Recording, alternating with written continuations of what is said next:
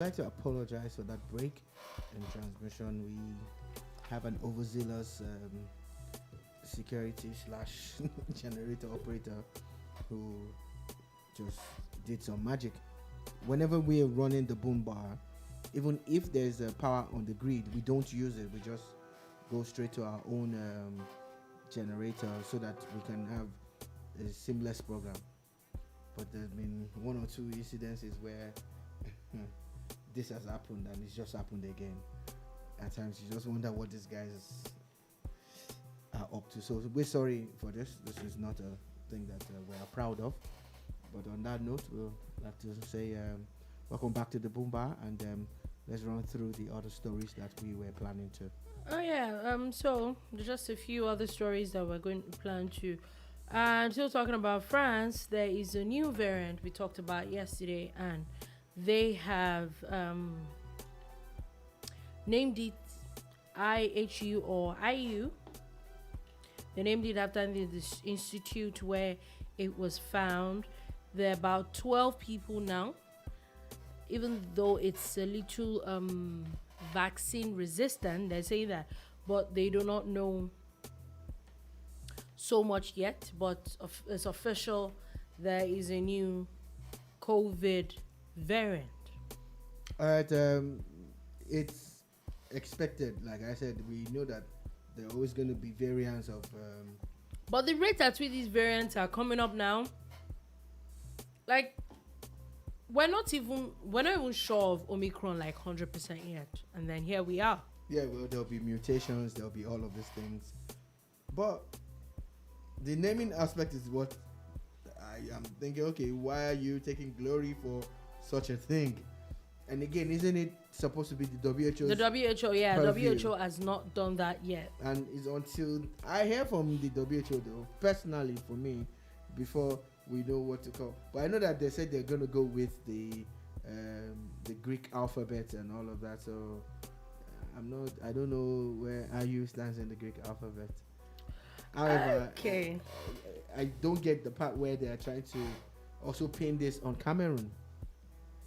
Yeah, there's also a story about how everybody that has come are coming from Cameroon. Yeah, I know. And the Nations Cup is happening in Cameroon. It's happening in Cameroon. Talking about the Nations Cup, you know that Super Eagles, there are about 23 of them that are in camp. There's still a few others. Of course, there were a little bit of replacements. All the goalkeepers back are and in forth. camp now. You know, Maduka Okoye, all of them, they're in camp. Even the goalkeeper from Enyimba is there. But the issue now is that, as at last time, I think there are just 3 players left to arrive camp. Tyrone Oboe is one of them. Odion Igalo is another one. There's also stories about replacing Odion Igalo. So it looks, what we're hearing now is that Cyril Dessers will most likely replace Odion Igalo. You see, again, naturally, Cyril Dessers is a guy that you should have invited. In the how first many place. people can you take to the Nations Cup? Nations Even Cup, all these players that you're talking about, they're still going to drop some of them because they can't take all 28 or 25. I think it's going to be 23 that they can take. So, but the thing is, the team update is that by 8 p.m. tonight, Nigerian time, they are leaving by chartered flight for Cameroon. They're going to Garoua in Cameroon, where they would be preparing to play their first game. Okay, and so still talking about football. Remember Arsenal Manchester City's match last week, where there was a red card. Yeah, Gabriel was given a red card. While we sat down here, I took time out to quickly watch that video and everything before we got deep into the program. Mm-hmm. And at no point in time did I see any Arsenal player do anything untoward. Yes, Gabriel stood after being carded, which is wrong. We know that. But the Arsenal players that were there surrounded the referee.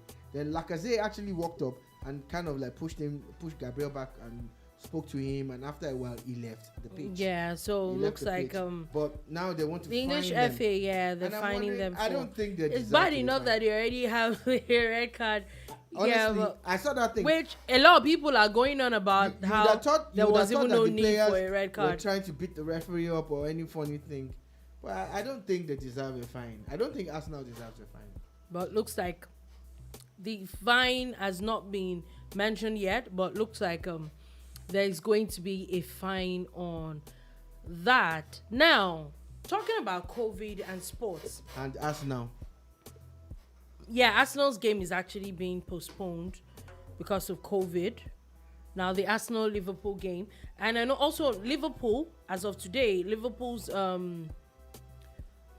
what's it called now? The training ground, the training field was short for 48 hours because of COVID. A surge in there's a lot of issues with this COVID, which the manager has it. And a couple of players, and I personally still think that everybody should still suspend it. But I think these are double standards. Mm-hmm. Last season, a lot of clubs were made to play with a weakened team because they were not going to postpone their games. This season, Liverpool played against Aston Villa. Mm-hmm. Aston Villa gave a debut to 16 players. Basically telling you that they played the Aston Villa, not the feeder team, the small boys, the academy. Yeah. That is the team that Liverpool played to move to the next stage because the game was not going to be postponed. Aston Villa couldn't come up with it. And then Liverpool comes up. Now the same Liverpool who should play Arsenal. I think there's a lot of there's bias. There's a lot of bias back and forth. I'm sorry, but there's bias. It is what it is. Arsenal are ready to play. Liverpool should also give a debut. Look for somebody to play the game. Look for someone to play the game. At the end of the day, yeah. But anyway, where I was even going to was the issue we talked about it yesterday was Novak Djokovic, where he was given a medical exemption to play in the Australian Open, where he had tweeted that he was already on his way to Australia yesterday and blah blah blah blah. Now, after what he tweeted yesterday, there's been a lot of backlash because as much as last week, the organizers of the Australian Open had come out to say that every single player had to be vaccinated and all that and all that. And I was wondering, is it because he is the world number one? That's why defending champion. He has all of that. That's why he can get a medical. Like, on what grounds does he have medical? Why does anybody need a medical exemption? No, it's possible. Why does anybody in a pandemic? In a situation where you can have, but you know that it's very possible that their drugs or whatever a condition that you have, that none of the brands will work. Pfizer will not work. AstraZeneca, Moderna, Johnson and Johnson. It's very possible. I don't think that you should wipe out. I do not think that you should wipe out. People have huge medical conditions. I don't know what it is. But it's very possible. But I'm going to ask you, have you heard of anybody that has been medically proven to have this issue? I've not heard of it, but I know of people. I've read. I'm not talking about reactions to. Exactly. Have you heard of? No, wait. No, if you had a reaction to it, that kind of person probably should have had a medical exemption. Have you heard That's of what anybody? I'm saying. I have not. But are you saying that? Are you ruling it out that it's not possible? The possibility is there. But I would say that people that probably have. There's some drugs. Why would someone like Djokovic it's very possible. Get an exemption when he knows he's going to be traveling all over the place? It's going to go all around the world. For me, I would have said there's no need for you to go if you're not going to take it, or if you have a medical condition. Why is he traveling? Stay in your house.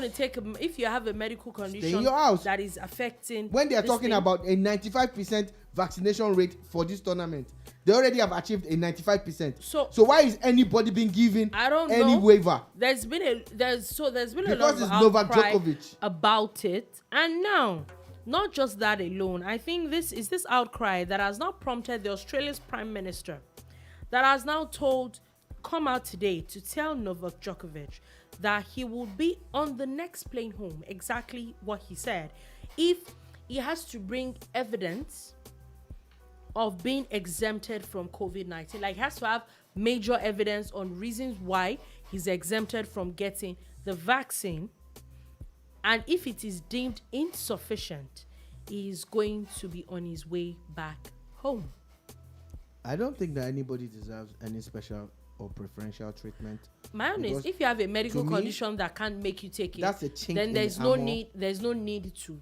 Same thing that we're saying. There's it's no the same need. thing I'm saying that nobody should be given any exemptions in a situation where one vector can infect thousands of people, if not millions of people. So why should you allow someone who's going to be traveling, all around the place? Is going to be interacting with people. Is going to be touching surfaces. I don't think it's right. That's it for me. I'm not saying that people can't be exempted. Right. You can be exempted, but for something, what you're going to do is not an essential thing. As long as it's not essential, stay in your house. That's it for me. And take a cue from someone like Rafael Nadal, who is already in Melbourne, who of course had to get vaccinated. We know that a few months ago he actually got COVID, which we know that because you get COVID or you're vaccinated does not mean you can't get COVID again. Now tell the person to play with someone that is not vaccinated. How do you expect every other person to fail? Standards. Yeah, I think that we'll see. The organizers have shot themselves in the foot with this one. We definitely will see where that is. This matter is going to definitely lead to. And talking about it, COVID and drugs.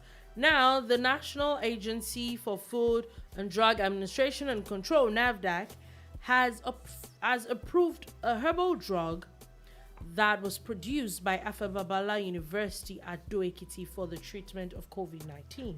According to Afebabala University, they're talking about how they're testing, and the tests look very good, as all the 19 people that were given this drugs, of course, that they had COVID, that they were given those drugs, have all recovered fully, and they're in perfect condition, and they were given, and these drugs worked in less than 5 days. Look, we might be on to something here. I think we might be on to something. We've always said it that that Nigeria, Africa at large, that of course we have herbs. Yeah, and stuff, I think we might really be up to something. We have not really huge. respected ourselves and our herbalists the way we should have.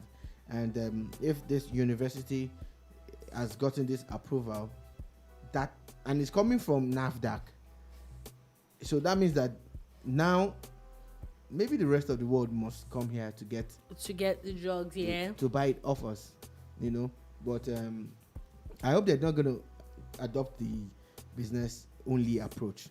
Let there be business, but let it not be business only. Let's think about humanity and mankind and how we can make it work. But shout out to all the people at Afe Babalola University. And people that have done this. God I think bless it's you guys. amazing We've been work. waiting for good news like this from them or from the school in Osun State and the Redeemers University, because they've been working hard on this on this COVID issues and stuff. So God bless you guys. And shout out to them. I'm talking about schools. There's news on Dowen College, and remember the Sylvester Oromoni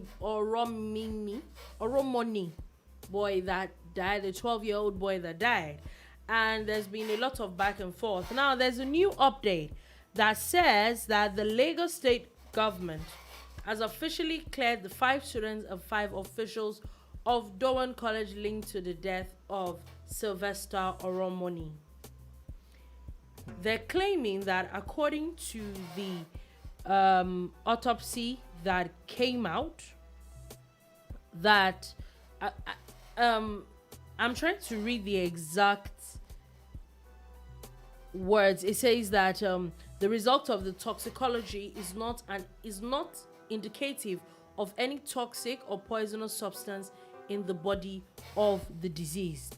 And it says that from facts, it's obvious that the boy obviously sustained injury, but that he got septicemia, lower pneumonia with acute pyelonephritis of the right ankle, and acute bacterial pneumonia due to severe sepsis.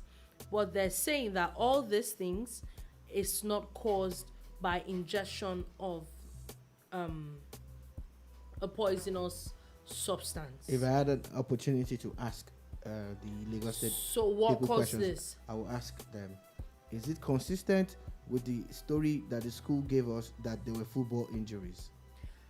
That's one. Two. I don't think you get sepsis from football injuries. Two.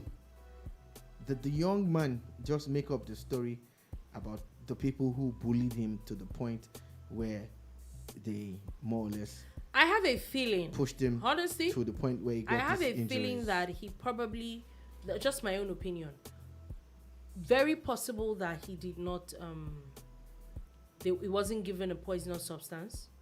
But the fact that those boys' names came up, there's definitely, I feel that there's definitely some bullying that came up. In a school of over And 500 students, why did Majorly these names come up? ill-treated, exactly, ill-treated injuries that caused Anyways, these things like we sepsis or no. would wait As for much the as family's yeah, line of action. for me, my own is yes, maybe it was not a poisonous thing that killed this boy, but definitely something definitely killed him.